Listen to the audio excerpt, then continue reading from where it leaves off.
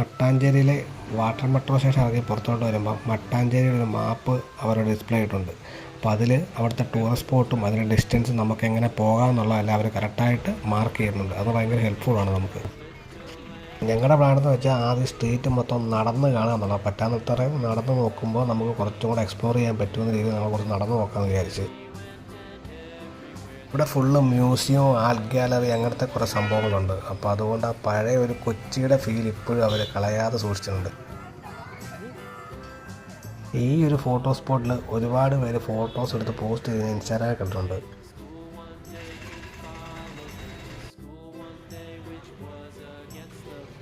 എവിടെ നോക്കിയാലും ഭയങ്കര എസ്തറ്റിക്കായ സ്ഥലങ്ങളാണ് ഇവിടെ മൊത്തം.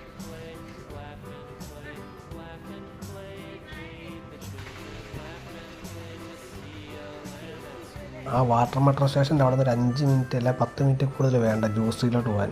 പക്ഷേ ഞങ്ങളിവിടെ എല്ലാം നടന്ന് കാണണമെന്ന് വിചാരിച്ചിട്ട് നടന്നുകൊണ്ട് ഇനി അങ്ങോട്ട് പോകണം, ജ്യൂസ് സ്ട്രീറ്റിന് അങ്ങോട്ട്. അപ്പോൾ തിരിച്ച് അങ്ങോട്ട് നടന്നുകൊണ്ടിരിക്കുന്നു. ഒരു 10 മിനിറ്റ് നടപ്പിലുള്ള ഞങ്ങൾ ജ്യൂസ് സ്ട്രീറ്റ് എത്തി. ഇതാണ് ജ്യൂസ് സ്ട്രീറ്റ്. ഇവിടെ അത്യാവശ്യം നല്ല തിരക്കുണ്ട്. ആൾക്കാരെല്ലാം കൂടുതൽ ഇങ്ങോട്ടാണ് വരുന്നത്. കൂടുതൽ പേരും സിനഗോഗ് കാണാൻ വേണ്ടി വരുന്നതാണ് ഇവിടെ. നമ്മളും സിനഗോഗ് കാണാൻ വേണ്ടി കയറിയായിരുന്നു. 50 രൂപയുടെ ഒരു പാസ് ഉണ്ട് ഇവിടെ. ഗൂഗിൾ പേ പറ്റില്ല, പൈസ ആയിട്ടാണ് കൊടുത്തത്. സിനഗോഗിനകത്ത് കയറിയപ്പോൾ ഞാൻ ശ്രദ്ധിച്ചൊരു സംഭവമാണ്. ഇവിടെ വരുന്നവർ കുറച്ച് നേരം ഇതിനുള്ളിൽ ഇരിക്കുന്നുണ്ട്. 5-10 മിനിറ്റ് ഇരുന്നിട്ടാണ് ഇറങ്ങിപ്പോകുന്നത്. ചുമ്മാ കണ്ടിറങ്ങി പോകുന്നില്ല. നമ്മളും അതൊരു 5 മിനിറ്റ് ഇരുന്നിട്ടാണ് ഇറങ്ങിപ്പോയത്. പിന്നെ സിനഗോഗ്, ഇതിൻ്റെ അകത്തൊരു മ്യൂസിയം, അതെല്ലാം കണ്ട് നമ്മൾ പുറത്തോട്ടിറങ്ങി. ഫുള്ള് തിരക്കായിരുന്നു. അപ്പോഴെല്ലാം ആൾക്കാർ വന്നുകൊണ്ടിരിക്കുന്നുള്ളൂ ഇവിടെ.